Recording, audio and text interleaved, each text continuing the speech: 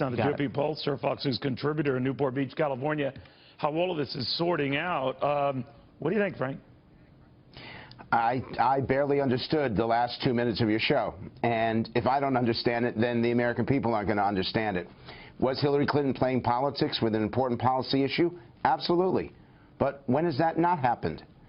And when you're focusing on Donald Trump and the sexual allegations, unfortunately, when has that not happened?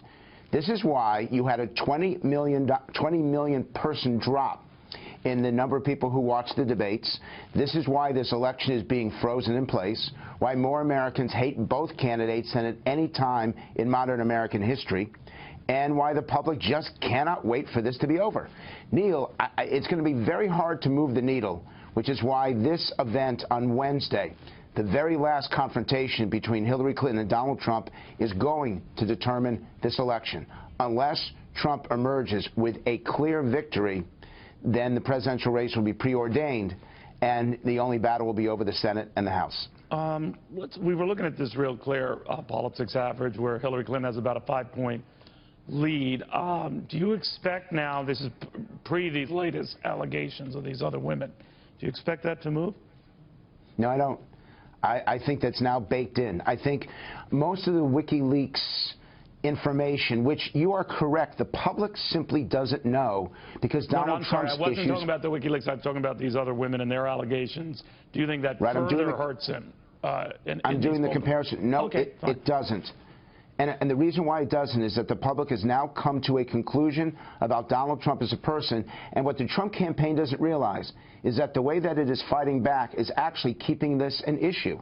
The fact is, he's spending much more time on that than he is on talking about change, talking about connecting to real people, fighting to bring about the type of government that the American people are demanding. Neil, 72% of Americans want a fundamental change in the way Washington works.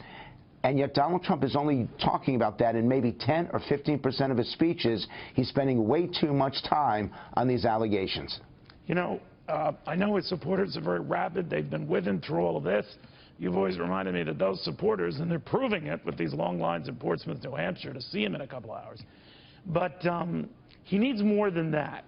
Is there any sense you're getting with his fighting these latest allegations that he's jeopardizing that? He's doing so because he says that this is just ridiculous. These are not true.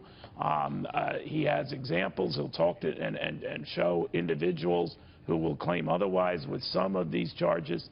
But you're saying he's just getting preoccupied with it and knee-deep in it, right? So let me give you the solution to this. Number one, he has to announce what he will do in the first 24 hours after he's elected president and in the first 24 hours after he became president on January 20th. Number two, he needs to put forward a half a dozen members of his cabinet so he can demonstrate beyond reproach that he actually has the kind of advisors that the American people would feel comfortable with.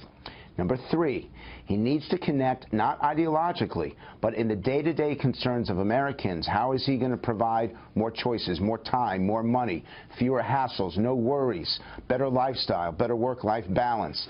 And number four, and probably this is the most important, from the moment you wake up in the morning until the moment you go to sleep at night, what is Hillary Clinton going to do and what is Donald Trump going to do? If he does those four things in the debate, he will clarify what it means to have a Trump presidency.